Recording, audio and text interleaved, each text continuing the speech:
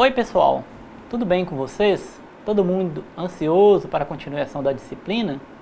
Ok? Eu sou o Renilson e darei continuidade à disciplina Controle da Qualidade Total.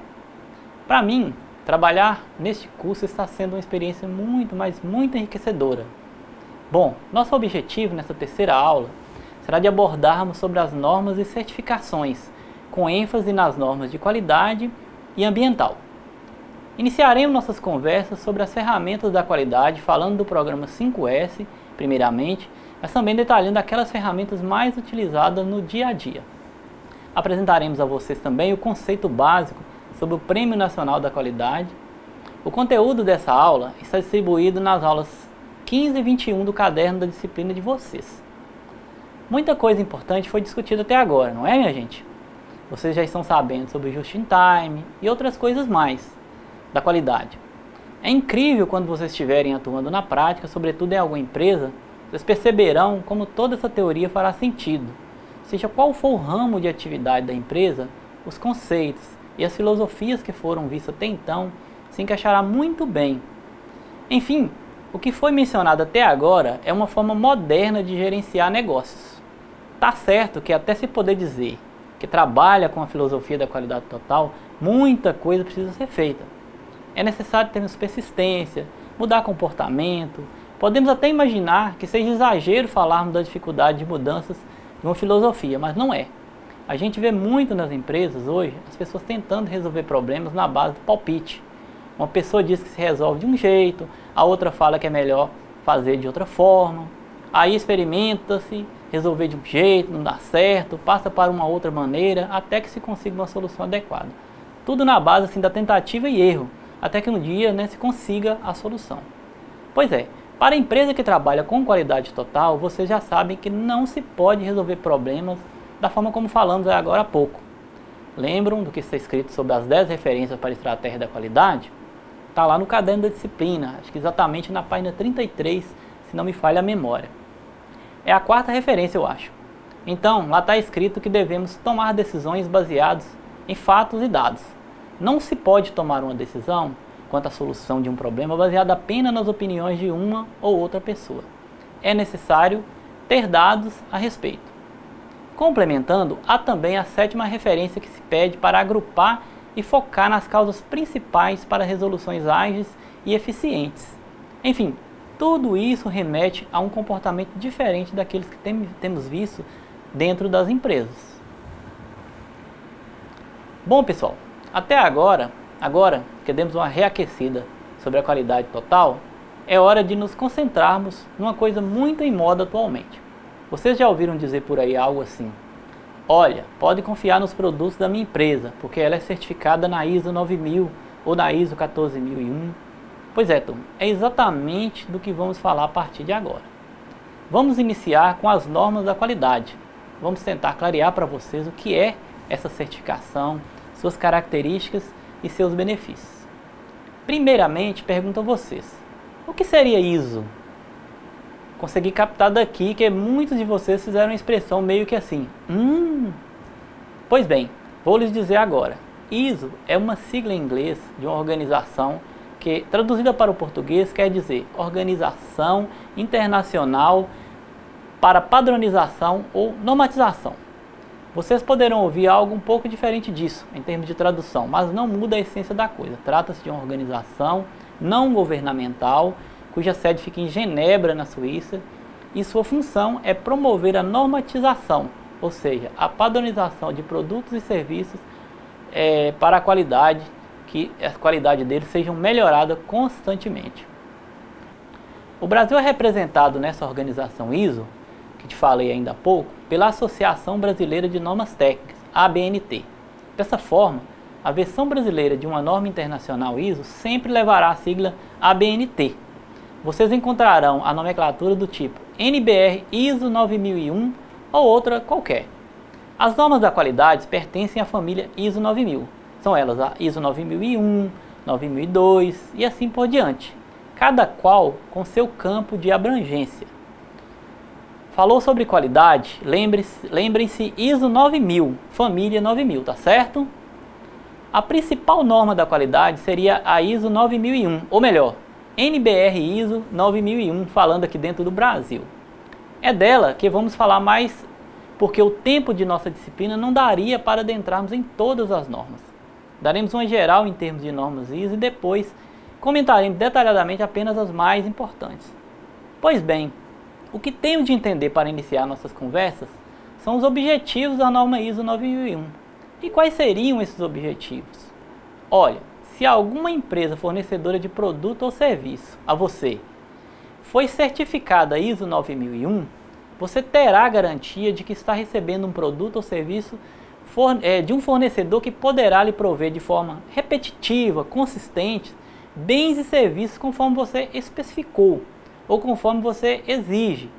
Olha aí, gente, bens e serviços conforme você especificou. Em outras palavras, quer dizer bens e serviços que atenderão aos requisitos do cliente ou que atenderão às necessidades do cliente.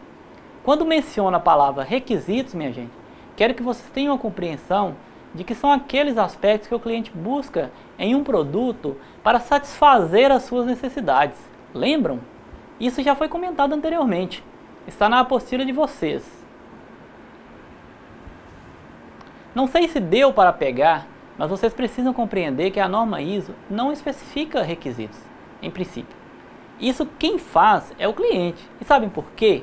Ora, uma norma que serve para todo tipo de empresa não poderia trazer, vamos assim dizer, quais seriam os requisitos do cliente.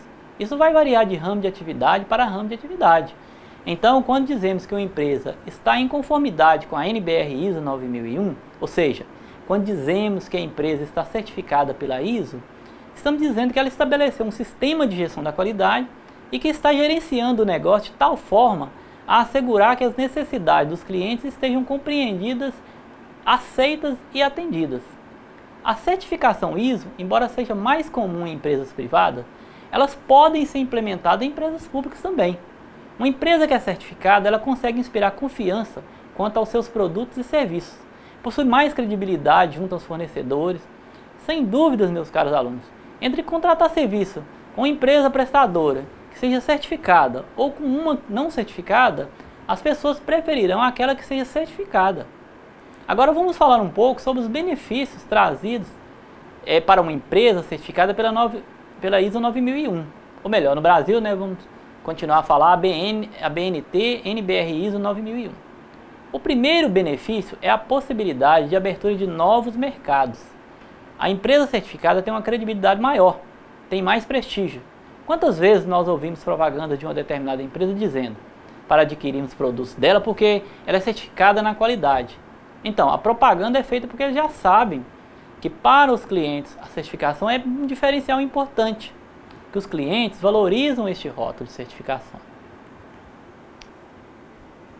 Há vários países, mundo afora, meus alunos, que para importarem produtos de outros países, exigem que as empresas fornecedoras sejam certificadas em diversas normas, qualidade, ambiental. Tudo isso é importantíssimo, porque, de certa forma, tem a garantia de que estão comprando produtos com qualidade que as empresas fornecedoras produzem respeitando o meio ambiente, ou seja, de forma sustentável e tudo mais. Outro benefício seria o atendimento às exigências dos clientes pela maior conformidade. Isso significa que as empresas certificadas prezam muito por saber quais são os requisitos ou as exigências dos clientes e buscam gerar produtos que atendam a isso continuamente. Essa busca pelo atendimento às exigências dos clientes é algo que ocorre de maneira continuada, porque cada vez mais os clientes apresentam novas exigências. O que o cliente valorizava no passado pode ter modificado, e então a empresa precisa se adequar, né? Outro aspecto de suma importância é a avaliação e controle dos processos a custos menores. Ora, pessoal, é muito fácil compreendermos isso, né? Um dos requisitos ou exigências dos clientes tem a ver exatamente com o preço do produto. O povo quer produto bom e barato, ou melhor, produto bom e com preço adequado, preço justo. Assim, os processos certificados são continuamente avaliados e melhorados de modo a gerar produtos com custos cada vez menores. Por tabela, temos outros benefícios, como a melhor aplicação e aproveitamento dos recursos disponíveis e maior rentabilidade. Esses pontos representam apenas alguns dos benefícios que podemos notar nas empresas certificadas. Existem inúmeros outros. Agora vamos falar um pouco a respeito das normas ISO 14000, que tratam do sistema de gestão ambiental. 14.000 é a numeração utilizada pela série de normas da família, algo muito parecido com a filosofia da norma 9.000 que falamos anteriormente. Só que os assuntos são diferentes, porque as normas 9.000 tratam da questão da qualidade e a 14.000 é da questão ambiental. A norma mais conhecida e usada da família 14.000 é a NBR ISO 14.001, que trata do sistema de gestão ambiental, especificação e diretrizes para uso. ISO 14.000, como já dissemos, é como se fosse uma referência para isso. Peço a vocês que fiquem mais atentos para as questões que fomos falar referentes a ISO 14.000.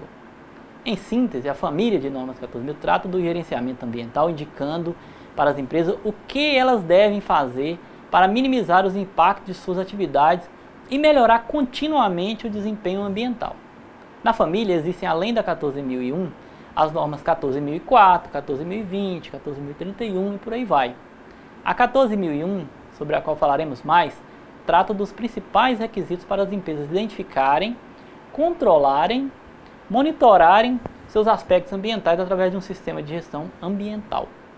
Os benefícios gerados pela adoção dos conceitos dessa norma são redução do uso de matéria-primas e de energia, processos mais eficientes, redução de lixo, de custos de descartes, utilização de recursos renováveis, dentre outros. Vocês já pararam para pensar por que a preocupação com a norma que trata das questões ambientais? Gente, é muito simples, dá para perceber isso no nosso dia a dia. Estamos convivendo com inúmeros problemas relacionados ao clima, meio ambiente em geral, secas prolongadas, mudança no regime de chuvas, tempestades, etc. Muito disso tem a ver com a forma como a gente utiliza os recursos naturais, com a forma como tratamos o meio ambiente em que estamos inseridos. Assim as pessoas já começam a perceber que é necessário produzir, porém sem comprometer tanto o meio ambiente para as futuras gerações e até para essa geração mesmo. A conscientização quanto à necessidade de preservação ambiental tem crescido.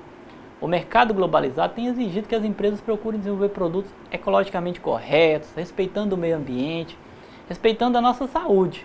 No fundo, o que a sociedade está exigindo é que o sistema de produção cause o menor impacto ambiental possível, porque precisaremos dos recursos naturais por muitos e muitos anos. Esses dias eu estava lendo que para se produzir 1 quilo de carne, por exemplo, se gasta 15.000 litros de água, em média. Olha só, muita água, né? E olha que já estamos convivendo com a falta dela nos dias de hoje. Então vai ser cada vez mais questionada essa forma de produzir, de consumir, etc. Novas tecnologias aparecerão para melhor produtividade das lavouras, ou seja, colher mais em menos área desmatada e plantada. Também haverá mudança para se usar menos água na produção de alimentos, ou até mesmo na fabricação de outros produtos industriais. Hoje já se vê geladeiras que consomem menos energia e com isso reduz a necessidade de construção de usinas hidrelétricas que acabam por alagar, né, grandes áreas. Já se vê busca de geração de energia através de força do vento, da luz do sol, carros que consomem menos combustível. Tudo isso já é sinal da mudança de comportamento fruto do questionamento da sociedade sobre o nosso modo de vida, sobre o nosso modo de produção. Gente, estamos encerrando a nossa parte de normas. Caso tenha ficado alguma dúvida, se vocês tiverem curiosidade sobre outras questões desse tema, por favor, manifeste nos fóruns. Vocês também podem pesquisar esses temas na grande rede aí na internet. Vamos continuar nossa aula falando um pouco mais sobre um tema também muito importante, que é o programa 5S. É preciso que vocês entendam que para a implantação de um sistema de qualidade é necessário pensarmos em motivação, em mudança. Só assim a gente consegue a disciplina que é necessária para atingir os objetivos. A mudança de comportamento é fundamental. Todos os envolvidos, empresários, colaboradores ou funcionários, né, outros parceiros, precisam entender e caminhar nesse sentido. Para se mudar um comportamento, 3 fatores são tidos como principais para isso: conhecimento, a habilidade e a atitude. O conhecimento vem através de informação, vem através de treinamento, mas é preciso colocar em prática conhecimento para que se adquire, né? Senão ele se perde com o tempo. Imagine se você adquiriu o conhecimento de andar de bicicleta. Se você não praticar isso, para que isso se torne um hábito, logo você não conseguirá andar de bicicleta. Ao contrário, se você praticar bastante, vai tornando tão bom que chega quase ao nível do automático, ou seja, você adquire a habilidade de andar de bicicleta. Olha, acabamos de mencionar o segundo fator de mudança de comportamento, que é a habilidade. A mudança de comportamental também ocorre pela atitude. A atitude seria levar adiante as coisas que precisam ser feitas, ainda que haja rejeição, o que é até normal. Todo ser humano tem uma certa predisposição inicial contrária às mudanças. Vencer essa inércia, ou seja, tirar o pé do chão e começar a fazer as coisas acontecerem, é importante para a implantação da qualidade nas empresas. Por exemplo, implantação das normas ISO. É aí que entra o programa 5S, sobre o qual falaremos. Para vencer essas barreiras iniciais, essas posições contrárias ao novo, à mudança, é preciso um pontapé inicial. O programa 5S, por ser muito simples, ele se presta a esse papel. Ele se presta esse papel de dar o início à implantação de um programa de qualidade na empresa. Mas o que seria esse tal de 5S? É um programa idealizado por Karou Ishikawa, conhecido por Ishikawa. E esse programa ele foi idealizado em 1950 no Japão pós-guerra. E se comenta que ele foi inspirado na necessidade de organizar a confusão que existia naquele país após a guerra. Os resultados do programa foram tão positivos que até hoje é considerado uma ferramenta fundamental de gestão no Japão. Esse programa 5S pode ser utilizado em diversos tipos de empresa, inclusive no nosso lar. A essência do programa não é apenas a aplicação dele, é a abertura à mudança de cultura, a participação das pessoas, aceita que cada um é importante para realizar as melhorias, né? O 5S possui 5 sensos, 5 conceitos que começam com a letra S. Por isso é que recebeu esse nome 5S. Esses sensos são senso de utilização, senso de ordenação, senso de limpeza, senso de saúde e senso de autodisciplina. Apesar de ser um programa bem simples, conforme já falamos, dá até para usar na nossa casa, eu faço questão de falar sobre cada um desses sensos, pela importância desse programa para dar o pontapé inicial na implantação da qualidade. Vamos então falar do primeiro senso, que é o da utilização, da organização. Nesse senso, procura se livrar do que for desnecessário, separar o que é necessário daquilo que é supérfluo, passando as coisas que não servem para você ou para a empresa, para outros fazerem uso. Ou então descartar essas coisas desnecessárias quando elas não podem ser mais aproveitadas por alguém. É importante também fazer uma reflexão sobre o motivo desse excesso de coisas desnecessárias, para evitar que isso volte a acontecer. Se você estivesse praticando o senso da utilização, da organização em sua casa, seria a oportunidade para identificar documentos que você pode jogar fora, equipamentos que não servem mais, roupas que poderiam ser doadas. Certamente você encontraria muita coisa que nem se lembrava que tinha. O que acho mais complicado nesse senso nem é identificar as coisas que podem ser descartadas, doadas. O difícil é conseguir que as pessoas desapeguem dessas coisas. É muito comum vermos uma determinada coisa que você não usa há muito tempo e quando se fala que deve ser doada a alguém, o que vem na sua cabeça é: e se eu precisar disso? Ora, se você não precisou nos últimos anos, sei lá, 5, 10 anos, é porque não tem mesmo utilidade para você. Então é necessário a gente praticar o desapega, né? O desapega. Bem, turma, vamos ao próximo senso? Ele é o senso da ordenação. Bom, no primeiro senso nós separamos as coisas úteis das desnecessárias e demos uma destinação para as coisas desnecessárias. Descartamos, doamos, reciclamos. Só lembrando, empresa que possui certificação ambiental, né, a NBR ISO 14001, por exemplo, tem todo um procedimento estabelecido para descarte de materiais que são inservíveis, ok? Não pode sair jogando as coisas de qualquer jeito aí, em qualquer lugar. Aliás, até mesmo no nosso dia a dia é preciso termos um mínimo de cuidado com aquilo que vamos descartar, porque se deixar de qualquer maneira, em lotes vagos ou na rua, isso vai nos trazer muita dor de cabeça na época de chuva ou até mesmo virar criadores de insetos que podem nos trazer problemas sérios de saúde. Agora, nesse senso de ordenação, vamos cuidar daquilo que é necessário. Vamos arrumar tudo, guardar de maneira tal a facilitar o acesso. Facilitar encontrarmos as coisas sempre que for necessário, sem desperdiçarmos tempo. Trabalhando esse senso em nossa casa, seria, por exemplo, identificar e organizar as coisas. Para ser utilizada, pode ser utilizada assim, etiqueta para sinalizar os armários, caixas, pacotes. A regra é um lugar para cada coisa e cada coisa no seu lugar. Deve-se colocar mais próximo de você aquilo que se usa a todo instante.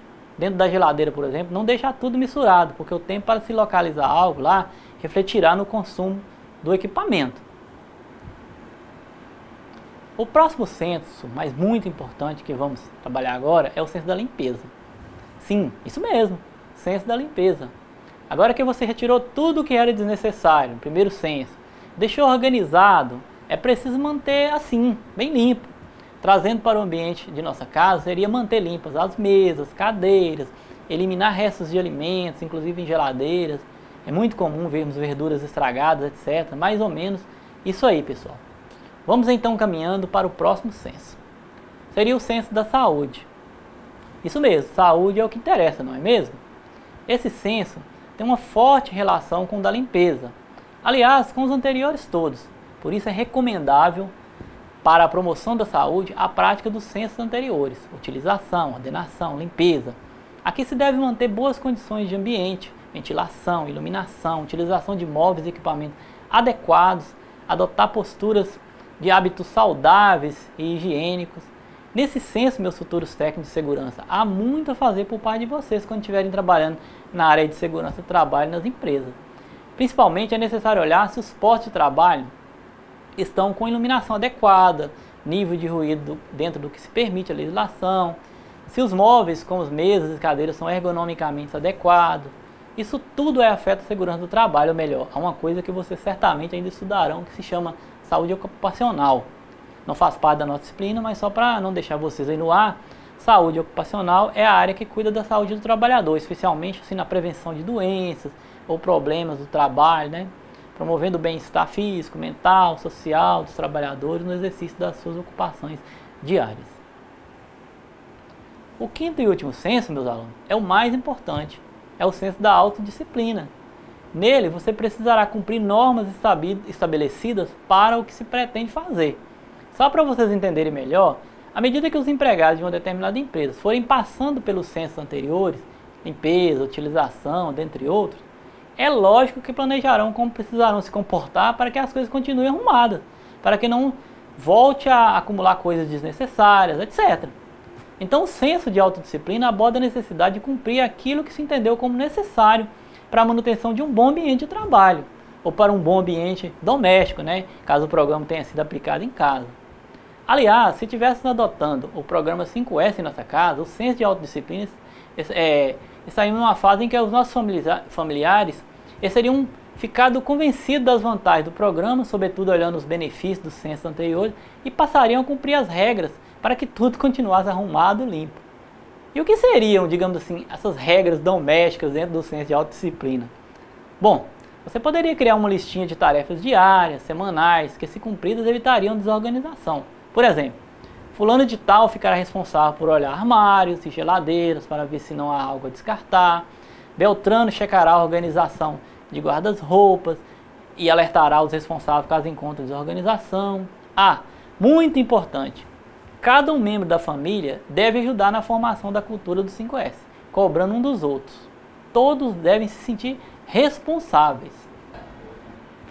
Vamos falar agora sobre a maneira de implantar o programa 5S em uma empresa.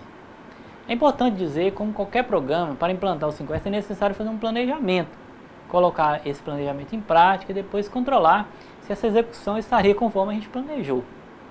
Caso algo não ocorra como assim foi planejado, aí o profissional responsável é preciso corrigir o rumo para que tudo volte ao normal. Mais ou menos como se um navio em rota, né? Se ele sair da rota por algum tipo de problema, o capitão perceberá e fará os ajustes para que ele retorne ao trajeto correto. Bom, para implantarmos o 5S, devemos seguir então alguns passos. O primeiro passo, gente, é a sensibilização. O que é isso, a sensibilização? A alta administração da empresa deve ser sensibilizada para que haja comprometimento. Ora, se os empregados, digamos assim, da linha de frente, perceber que a alta cúpula da empresa não está tão interessada no programa, eles acabam por desmotivarem. O segundo passo é a oficialização. A alta direção sensibilizada, né, ela precisa anunciar para todos a decisão de implantar o 5S. Deve ser construído um plano de ação definindo o que será feito, quem fará, quando será feito, onde será feito e como será. Vamos conhecer mais sobre o plano de ação quando estivermos explorando as ferramentas da qualidade. Senhores, ainda nessa aula falaremos um pouco sobre o item que consta da ementa de vocês e que não está no caderno da disciplina. Trata-se do Prêmio Nacional da Qualidade. é muito oportuno falarmos sobre esse prêmio, porque tem tudo a ver com o que já estudamos até agora. Digamos assim, vem coroar tudo aquilo que nós estudamos até o momento. O Prêmio Nacional da Qualidade é concedido todo ano no Brasil às empresas sediadas do Brasil, né, tanto do setor público, setor privado, como reconhecimento de que elas estão adotando práticas de excelência em gestão. Práticas essas que são reconhecidas mundialmente. O prêmio está baseado em um conjunto de 8 critérios para a excelência do desempenho. Ou seja, a empresa que vai concorrer ao prêmio, ela será avaliada contra esses 8 critérios. E quais seriam os critérios? Esses critérios, meus alunos, envolvem a forma de liderança praticada na empresa, estratégias, planos, clientes, sociedade, informações e conhecimento, pessoas, processos e resultados. É por esses critérios que se faz um diagnóstico sobre a forma de gerenciamento, né, utilizado na empresa e se ela é ou não merecedora do prêmio. Por esses 8 critérios, avalia-se qualquer tipo de organização, de empresa.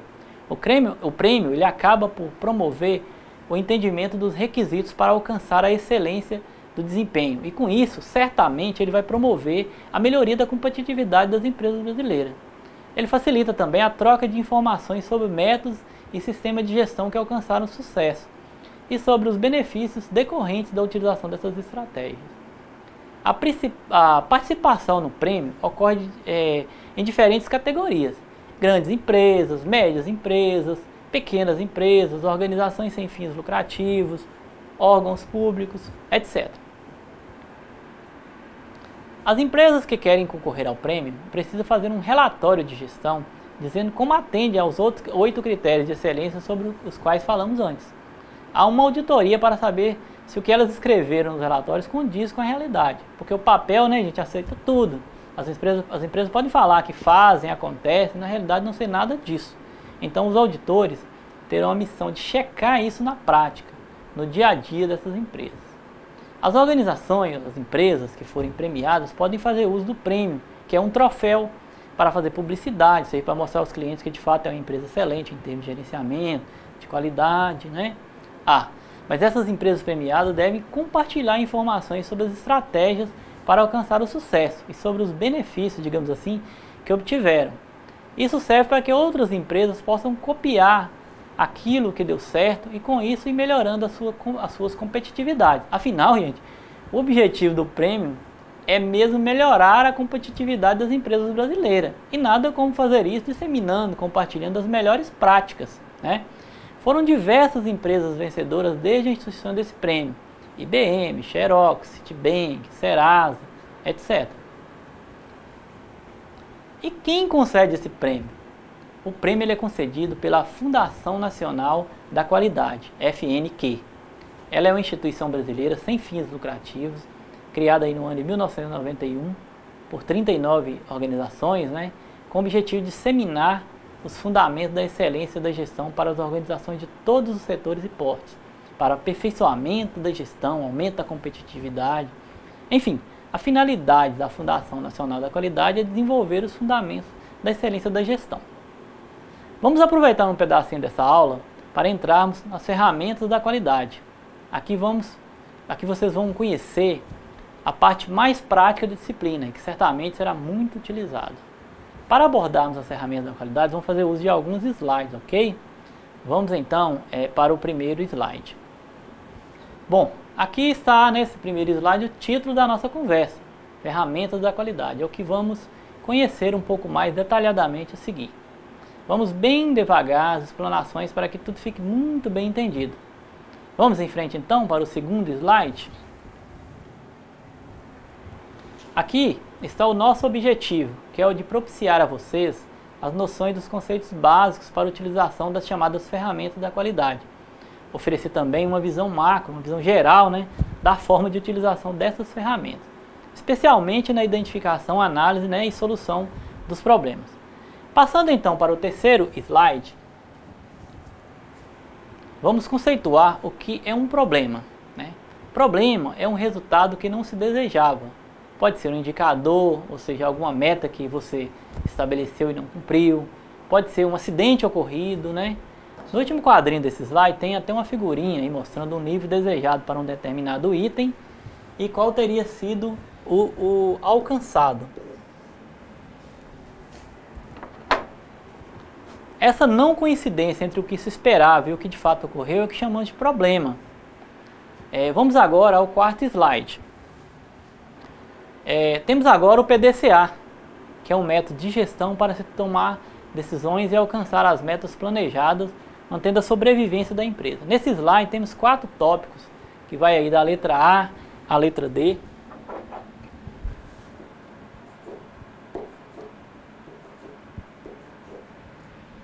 Detalhando um pouco mais as características do PDCA, vamos então ao quinto slide. Aqui temos uma figura que mostra o ciclo do PDCA e seus estágios. Lembrem-se que as primeiras letras do plan, do do, check e action é que formam a sigla PDCA, que está mais ao centro do círculo. O plan, minha gente, é a etapa de planejamento, da determinação de meta e meios para se alcançar essa meta. O do é a etapa de execução daquilo que foi planejado. O check é a etapa de verificação do que foi executado. E o action é a etapa de agir corretivamente no processo diante dos resultados que foram percebidos após a execução do plano. Passando agora para o sexto slide, nós temos um quadro, né? Quero que vocês observem bem a primeira, a terceira e a quarta coluna, ok?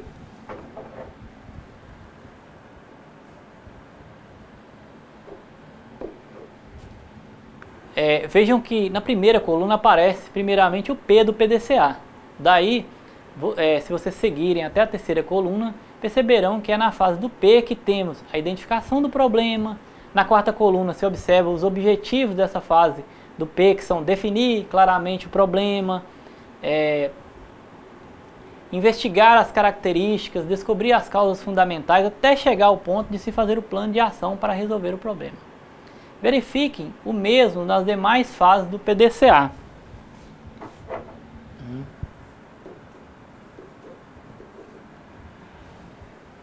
Ou seja, percorra as informações do D, do C, do A, sempre olhando as 3 colunas, a primeira, a terceira e a quarta.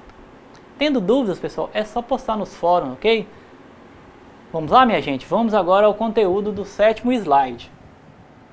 Temos um quadro muito parecido com o que exploramos no slide anterior, porém com a diferença. Na última coluna, temos as ferramentas da qualidade. São ferramentas que podem ser utilizadas em cada fase do PDCA. Por exemplo, tomamos como base o P e sair na primeira coluna, aí vocês vão passando aí pela terceira coluna, na fase de identificação de problemas, até chegar à quarta coluna. Vejam que nela temos as diversas ferramentas que podemos utilizar. Por exemplo, folha de verificação, gráficos, diagrama de causa e efeito, brainstorm. Preste atenção no brainstorm, por exemplo, que nós vamos falar dele já já. Para todas as etapas do PDCA, da primeira coluna, nós temos na quarta coluna as ferramentas que podem ser utilizadas, tá? Bom, é hora de avançarmos aí para o 8º slide. E lá está ele, né? O brainstorm. Bom, vamos iniciar pela definição dele. Ele é uma técnica de geração de ideias com a participação de toda a equipe e a sua finalidade é levantar ideias relacionadas a um determinado assunto, um determinado objetivo e até mesmo sobre as possíveis causas de um problema. Suponha que tenha havido um acidente na empresa em que vocês trabalham, né? Então forma-se um grupo e começa a se levantar as causas que podem ter a ver com esse acidente. Se for um acidente em que o empregado tenha caído de um andaime na construção civil, as pessoas podem ir dizendo, por exemplo, que a causa é falta de um cinto para prender o empregado, falta de uma amarração adequada do andaime. Quais seriam as regras do brainstorm? Imaginação livre, meus caros alunos. As pessoas podem falar o que vier à cabeça, ainda que as coisas pareçam meio sem sentido no primeiro momento. Quanto maior a quantidade de ideias nessa fase, melhor. Não vale nessa fase você ficar criticando ideias, dizendo que elas não são boas, são bobas, são sem sentido, né? É permitido, inclusive, pegar carona na ideia que uma outra pessoa deu, né? Muitas vezes até complementando. É importante que as pessoas saibam, com antecedência, do objetivo da conversa, para já irem levando ideias sobre a situação e não ser pego assim meio que de surpresa, né? Bom, vamos retornar agora ponte, mas vamos abordar questão no slide 9. Nós vamos falar sobre uma outra ferramenta, que é a técnica nominal de grupo. Podemos defini-la como uma técnica que visa afunilar ou selecionar problemas a serem atacados. Se você tivesse usado o brainstorm para levantar os problemas de um determinado setor de trabalho, uma das técnicas para selecionar os problemas que seriam mais relevantes poderia ser essa técnica nominal de grupo. Na fase lá do brainstorm, as pessoas poderiam falar do que vinha na cabeça, né? Mas agora seria o momento de organizar isso tudo. A técnica nominal de grupo, então, é usada para reduzir o risco de escolher um problema errado ou um problema menos importante, menos impactante. É muito comum haver pessoas que falam mais alto em um grupo e, por vezes, eles conseguem, assim, vamos dizer, emplacar suas ideias, né? Então, essa técnica nominal de grupo, né, ela corrige eventuais erros vindos desse tipo de situação. É uma técnica que traz igualdade de oportunidades, porque todos terão a mesma oportunidade de se manifestarem sobre a escolha de um determinado problema. Continuando ainda nessa técnica nominal do grupo, vamos para o 10º slide. Bom, é hora de falarmos sobre a aplicação na prática dessa técnica nominal de grupo, para que vocês não fiquem confusos, né? A primeira coisa a se fazer, acompanhe-me por favor, gente, é levantar os problemas dentro da técnica do brainstorm, como já falamos antes. Após isso, um dos membros do grupo encarregado do estudo do problema deve anotar em uma tabela os problemas que foram levantados e o nome dos colegas participantes desse grupo. Depois, cada membro é chamado a dar uma nota para cada problema. Pode ser de 1 a 5, por exemplo. Para cada problema que foi relacionado, dá uma nota de 1 a 5, seguindo a seguinte ordem. A nota 5 é o problema que você considerar mais relevante. Nota 4 para o problema relevante, ou seja, um pouco menos que a nota 5. A nota 3 para o problema que tende a ser importante, né? E nota 2 para o problema com pequeno nível de relevância. E por fim a nota 1 para o problema que você entender, que o grupo entender, né? Que é irrelevante ou tem pouquíssima importância. Vamos ver agora no 11º slide o resultado da aplicação da técnica nominal de grupo. Vejam que na primeira coluna da tabela que aparece do slide para vocês, os membros do grupo elencaram 5 problemas. Os problemas são problema B, problema C, problema D. E problema E, né? Na última coluna, temos a classificação, né, por ordem de importância do problema. Em primeiro lugar, ou seja, o problema mais importante, aquele a ser atacado em primeiro lugar, é o problema B, na opinião do grupo. Embora tenha uma certa dose de subjetividade, essa técnica costuma ser muito eficaz, além de mobilizar as pessoas dentro de qualquer empresa, né, organização. Elas se sentem prestigiadas ao serem chamadas a participar das conversas e das definições. Bom, gente, vamos fazer um resuminho de nossa aula de hoje, né, porque estamos chegando ao final, né? Nós falamos sobre as normas ISO, explicando o significado dessa sigla, né, ISO, e dizendo como essas normas são gerenciadas no Brasil pela Associação Brasileira de Normas Técnicas, a ABNT. Nosso foco foi a NBR ISO 9001, que é a principal norma da qualidade, né, e também a NBR ISO 14001, que aborda o sistema de gestão ambiental. Iniciamos também o estudo das ferramentas da qualidade, explorando detalhadamente o programa 5S, que por sua simplicidade, inclusive, é recomendado como pontapé inicial para a empresa que quer fazer a implantação de qualidade total, né?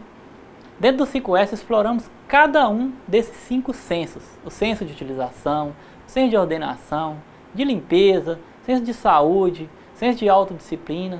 Nós comentamos também a respeito do Prêmio Nacional da Qualidade, implementado pela Fundação Nacional da Qualidade com o objetivo de premiar, né, as empresas que adotam critérios de excelência em sua gestão. Trata-se de um prêmio anual concedido a empresas sediadas no Brasil, né? Por fim, a gente iniciou no detalhamento das ferramentas, falando do PDCA, a solução de problemas, e explorando a ferramenta Brainstorm e a técnica nominal de grupo. Por hoje é só, pessoal. Se vocês tiverem dúvidas ou quiserem comentar alguma coisa sobre nossa aula, né, fiquem à vontade de fazer isso nos nossos fóruns. No nosso próximo e último encontro, nós detalharemos outras ferramentas da qualidade. Um abraço a todos e até mais.